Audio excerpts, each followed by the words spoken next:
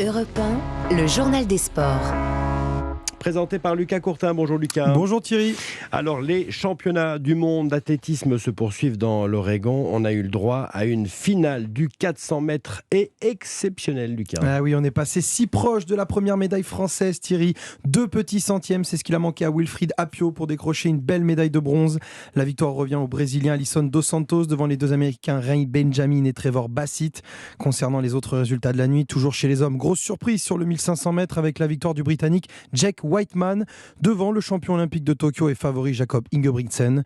Et un mot des demi-finales du 200, ça passe sans souci pour les favoris Noah Lyles et Erion Knighton. Chez les femmes, même chose pour les Jamaïcaines Shericka Jackson et Shelly-Ann Fraser-Price qualifiées pour la grande finale de demain. Un mot du Tour de France à présent et cette victoire avec beaucoup d'émotion pour Hugo Houle. Les mains levées vers le ciel au moment de franchir la ligne seul à Foix. Hier, Hugo Houle a décroché sa première victoire hors contre-la-montre sur le Tour, mais il a surtout pu rendre hommage à son frère, mort tragiquement en 2012, renversé par un automobiliste alors qu'il faisait son footing.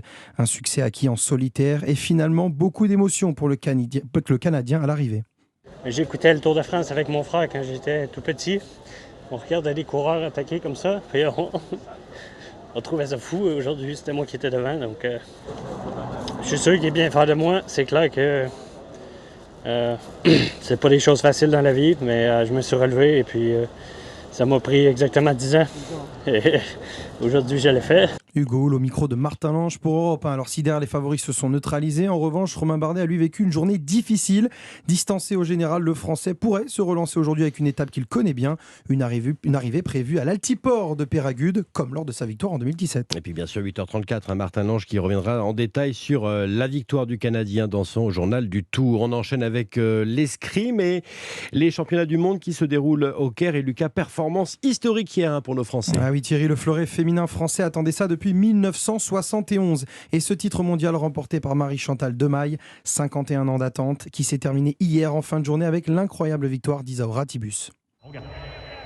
Prête. Allez. Ah, c'est attaque première, fini, attaque. Un hurlement, une immense joie, la Guadeloupéenne n'en revient pas. Elle vient de battre 15 touches à 10 l'Italienne Ariana Errigo pour décrocher sa première couronne mondiale. Un exploit qui a résonné si fort dans la salle qu'il en a donné des idées à Romain Canon. L'épéiste français en piste juste après n'a laissé aucune chance au japonais Kazuyasu Minobe. Le champion olympique de Tokyo l'emporte 15 touches à 12 et signe un magnifique doublé doré. Et ils sont en une de l'équipe ce matin. Demain, de Maître titre le quotidien sportif. Allez, on referme ce journal des sports avec du football. Et un petit point sur les transferts. Oui, c'est officiel. À 33 ans, Robert Lewandowski va rejoindre le FC Barcelone pour 4 ans avec un contrat avoisinant les 45 millions d'euros hors bonus. Si la maison bavaroise dit au revoir à Lewandowski, elle accueille tout de même un nouveau venu, Mathys de Ligt. En provenance de la Juve, le milieu néerlandais s'est engagé jusqu'en 2027 avec le Bayern Munich. Lucas Courtin pour le journal des sports. Rendez-vous 7h22 pour les compétitions de l'été avec bien sûr les tout derniers résultats des championnats du monde d'athlétisme. Exactement, avec le coach Perrin, on reviendra sur cette nuit d'athlétisme. À tout à l'heure Lucas.